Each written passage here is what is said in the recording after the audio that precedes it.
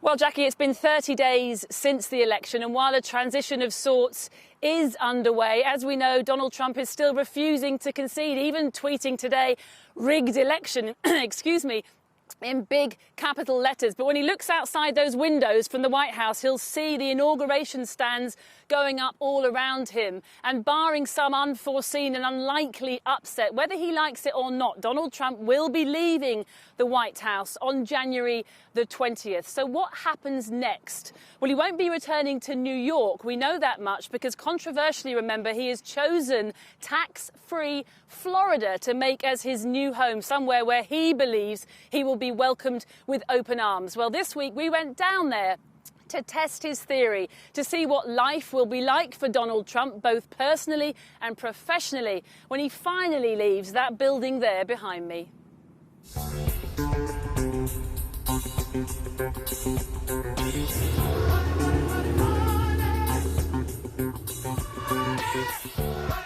He's not going to go gently into that dark night, right? He's not going to give up that power.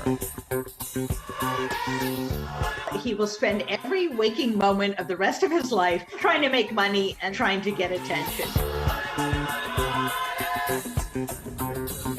Donald Trump famously switched his residence from New York City to here in Palm Beach, Florida, where he owns the oceanfront estate Mar-a-Lago right here behind me. And it's where he intends to live when he finally leaves the White House. But what will a wounded Trump do to make a living? And will the people of Palm Beach welcome him with open arms? I don't expect Donald Trump to ever be out of sight or out of mind. Wendy Rhodes knows more than most. She's been the local reporter on the Trump beat, following his every move. Donald Trump is a master at monetizing everything, right? Everything. So I wouldn't be surprised to see a Dollywood type of, Donald Trump thing. But gosh, if he modeled it after his presidency, there could be a lot of wild rides on there. I don't know what he would name those. Oh, who knows what he'll do. He needs to do something. Donald Trump is leaving the White House reportedly $400 million in debt, and with lawyers waiting in the wings, reportedly ready to investigate the president's business practices, his tax affairs, and numerous other salacious allegations. One of the big ideas being floated is his own TV network to rival Fox News. But would a Dollywood-style pleasure park be another way for him to make money?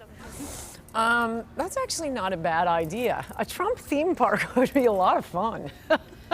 The influential Republican Ann Coulter was once chief Trump cheerleader. But he's coming here now. But says she became so disillusioned she had to stop herself from voting for Joe Biden. But she still knows Trump better than most. And what do you think he'll do, in the afterlife? He will not run for office again. He will not start a network. He might pretend to do both just to screw over the Republican Party and, just for fun and to feed his ego, and pretend he's going to run right up until 2024. But you don't think he will? No. Coulter is something of a celebrity in Palm Beach herself. She's adamant she still loves Trump supporters and fears a cash-strapped president will simply try and rinse them for all they're worth. They're wonderful, wonderful people. And I mean, that's why I hate Trump. I hate him on their behalf, even if they don't hate him. What's your worry? That he'll grift them, that he'll use these saps to say, I'm starting my own network, send in your check here. I'm going to run again, send in your check here. Trumpsters, remember, remember Trump wine, Trump University, Trump steaks, Trump water, Trump casino. Don't do it. Anyone who signed up to the Trump campaign emails is experiencing his tactics at full throttle. A daily bombardment of texts and messages pleading for cash. Reports say he's already raised about $200 million. Nothing is sacred, and it's right here in Florida where he's expected to plump his presidential library, an honor bestowed on every departing president. Most presidents do not think of their library as a money-making operation, but Donald Trump thinks of everything as a money-making operation. So whether it's tours of Mar-a-Lago or it's an invitation to some event at his library, he has one talent above all others, and that is the ability to make people part with their money for his benefit. So Rubin predicts Trump towers will pop up in places like Russia, China, North Korea, where she says the old president will constantly look to undermine the new one by operating his own shadow foreign policy. He has been privy to national security, and he is not above, I think, offering his insights, if you will, along those lines to foreign powers. That has never been a concern by a former president of the United States, but I think it legitimately would be here. Not just staying close to foes abroad, Trump's also expected to deepen ties with far-right fringe groups at home. There is no doubt that the QAnon people and the conspiracy theory people will descend on Palm Beach because he is here and he is their leader.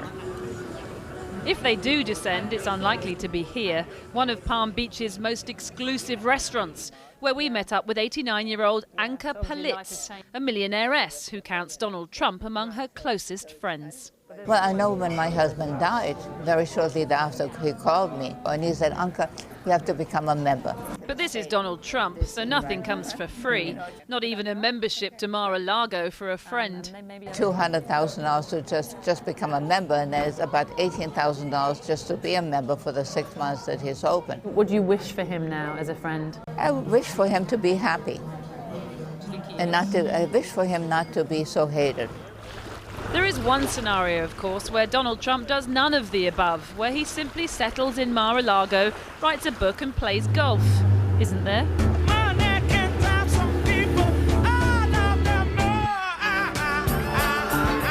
But listen, Donald Trump does everything big, he does everything bold.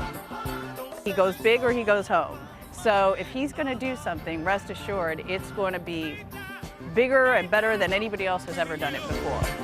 And even if it's not, he'll say it is.